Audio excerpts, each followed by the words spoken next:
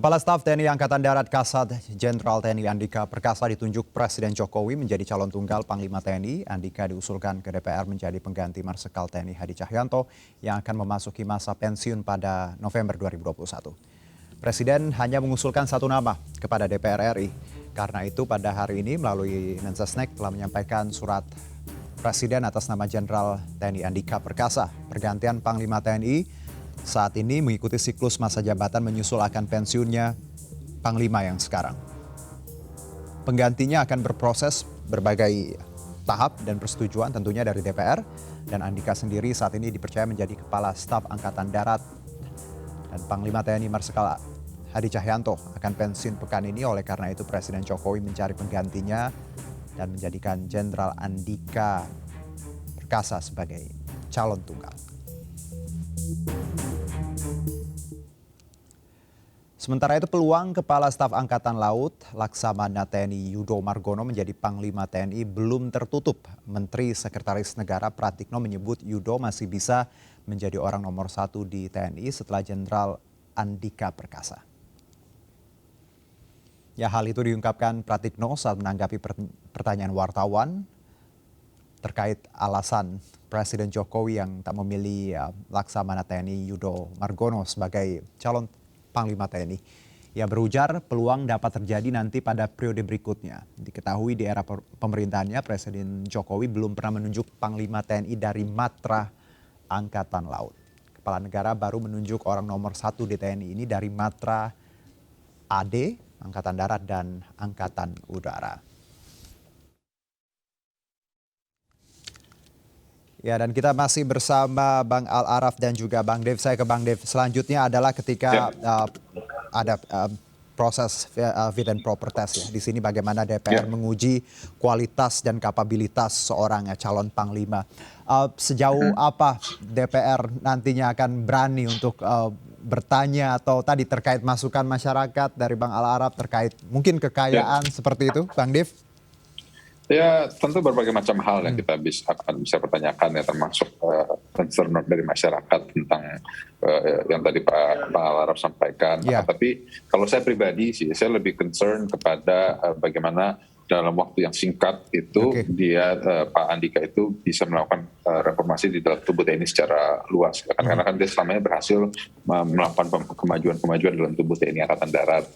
Tapi dalam waktu yang singkat, bagaimana progres itu bisa dia buat ke dua matra lainnya dan juga kepada TNI secara umum. Dan juga meningkatkan kualitasnya prajurit TNI, kesejahteraan prajurit TNI, dan juga level pendidikan bagi anak-anak TNI, juga kesejahteraan bagi para veteran, bagi para pensiunan TNI, karena sekarang itu banyak yang mereka yang hidupnya juga lebih sulit ya, karena mungkin pendidikan waktu mereka dinas juga tidak kurang begitu bagus. Nah, ya hal itulah yang kalau saya pribadi yang ingin saya raise isunya. Dan kalau ada anggapan bahwa sebenarnya jalannya nanti fit and proper test ini akan cukup mulus, mengingat tadi Komisi 1 sebenarnya sudah ya ada sinyal-sinyal lah kalau dari anggapan masyarakat terkait ini. Bagaimana? Ya, kalau mulus atau tidak tergantung bagaimana beliau mempresentasikan konsepnya dia yang ingin dia kerjakan. Tentu kami Komisi 1 kan selalu terbuka untuk menerima kritikan ataupun masukan dari masyarakat, apa yang ingin masyarakat ingin dengar, itu juga bisa kita akan sampaikan di forum tersebut. Tentu biasanya sih juga kan terbuka dan tertutup, mungkin awalnya terbuka dulu lalu dilanjutkan dengan tertutup. Cuman ya nanti kita sesuaikan dengan waktunya dan mungkin juga dengan situasi. Kalau saya tidak salah ada 20 hari ya Bang ya, batas maksimal ya persetujuan ini. Iya, tapi saya rasa pasti dalam waktu dekat ini lebih singkat. Mungkin minggu depan sudah beres semua. Baik.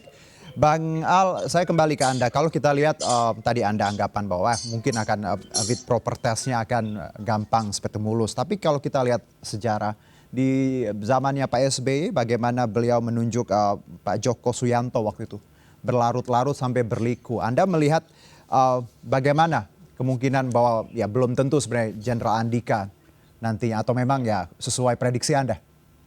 Ya, menurut prediksi saya sih ini akan berjalan dengan lancar ya Mas prosesnya ya. Karena sebenarnya sikap politik Komisi 1 sudah disampaikan sebelum Presiden mengangkat Pak Andika. Gitu. sehingga tidak akan mengalami proses yang berlarut-larut seperti pada masa dulu. Meski kemudian tetap gitu ya harapan publik agar DPR memiliki keinginan untuk menyampaikan aspirasi masyarakat terkait dengan agenda-agenda proses reformasi dan transformasi TNI. Gitu. Saya setuju tadi kalau Bung Dev katakan isu tentang kesejahteraan prajurit menjadi hal yang perlu dipertanyakan. Bagaimana formulasi dia memastikan tentang kesejahteraan prajurit terjamin gitu ya. Karena ini sesuatu yang hanya indah diucapkan, tapi realisasinya selalu sulit untuk dilakukan gitu. Karena keterbatasan jumlah anggaran. Yang kedua adalah bagaimana modernisasi alutsista yang jauh lebih tertata dan terukur dan kemudian menghindari pola-pola penyimpangan dalam proses pengadaan alutsista itu juga menjadi catatan yang harus disampaikan. Walau kemudian catatan buat kelompok masyarakat sipil yang ketiga adalah apa langkah untuk reformasi TNI dilakukan, khususnya untuk agenda reformasi peradilan militer yang menjadi mandat Undang-Undang Nomor 3197, Undang-Undang TNI Nomor 34 2004, yang juga mandat dari Ketetapan MPR 67 tahun 2000, itu apa langkah yang akan dilakukan. Nah, meski semua itu adalah kita tahu bahwa posisi Panglima TNI adalah pelaksana dari kebijakan ya. Yang membuat kebijakan kan Kementerian Pertahanan, Presiden, dan DPR pada akhirnya. Nah, namun demikian tetap saja dukungan dari Panglima TNI untuk mendukung proses-proses reformasi dan transformasi TNI itu menjadi penting. Khususnya kalau dari kacamata perspektif hak asasi manusia, upaya-upaya memastikan jaminan pelindungan hak asasi manusia harus terjamin secara penuh gitu ya. Nah, saya pada satu sisi itu ya terlepas dari kritik tentang proses pengangkatan yang keluar dari konteks rotasi, tapi waktu beliau menjadi Kepala Staf Angkatan Darat, memang ada satu capaian yang baik gitu ya terkait dengan penghapusan tes keperawanan ketika dalam tubuh TNI. Nah, itu menurut saya yang sejalan dengan perspektif hak asasi manusia. Nah, nanti ketika beliau menjadi Panglima TNI, saya ingin melihat apakah itu akan menjadi satu hal yang akan juga dilakukan kepada dua angkatan lain itu. Karena kan kalau yang sebelumnya baru di Angkatan Darat ya. Nah, apakah di Angkatan Laut dan Angkatan Udara akan juga dilakukan? Kalau itu dilakukan, tentu itu hal yang positif karena untuk melihat bahwa perspektif hak asasi manusia menjadi bagian yang dijamin di dalam tubuh TNI. Karena tes keperawanan itu sesungguhnya sesuatu yang mendiskriminasikan terhadap kelompok perempuan itu sendiri. Jadi kalau kita bicara PR-nya banyak tadi ya, kesejahteraan, reformasi, alutsista juga, dan semoga juga tadi gebrakan di TNI Angkatan Darat bisa dibawa ke seluruh matra seperti itu ya Bang Al. Saya ke Bang Dev. Bang Dev, terakhir harapan Anda untuk nantinya calon Panglima TNI yang terpilih. Ya, tentu kita berharapkan TNI jadi lebih modern dan jadi lebih terbuka dan juga bisa benar-benar bersama rakyat untuk dalam membangun persatuan dan kesatuan kita. Ini memang sepertinya seperti cuman kata-kata kiasan semangat biasa, akan tapi ini memiliki kebutuhan dan dampak yang real. Kenapa? Karena kita lihat ada degradasi moralitas, ada degradasi terhadap pengertian dan juga pendalaman terhadap Pancasila yang menyebabkan persatuan dan kesatuan kita ada gertakan. Dan diharapkan ini Panglima TNI ini bisa juga terus menggiring kedaulatan kita yang selalu menjadi ancaman di berbagai macam wilayah seperti yang terutarakan di Laut Cina Selatan, juga di Selat Malaka, juga ada situasi di Papua kemarin sempat agak memanas lagi, terus juga di Aceh juga masih ada muncul lagi.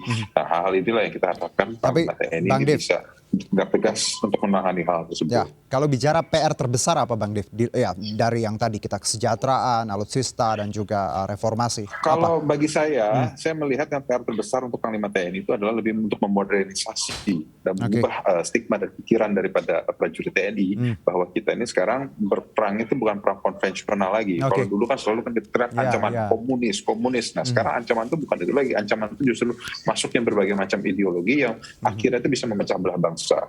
Gitu. Kita selalu dengar bahwa ancaman bahwa akan ada keterlibatan asing untuk menghancurkan Indonesia. Bukti itu ada, bukti itu nyata, kan? Tapi belum ada konsep yang real dari berbagai macam sektor ini, terutama dari sisi keamanan, untuk bagaimana menguatkan lagi persatuan dan kesatuan. Baik, terima kasih Bang Dev atas waktunya dan juga Bang Al-Araf. Terima kasih, salam sehat, selamat beraktivitas kembali. Dan pemirsa, Kepala Staf TNI Angkatan Darat Kasat Jenderal TNI Andika Perkasa ditunjuk Presiden Jokowi menjadi calon tunggal Panglima TNI berdasarkan data laporan harta kekayaan penyelenggara negara. Andika hanya memiliki 2 mobil di garasinya.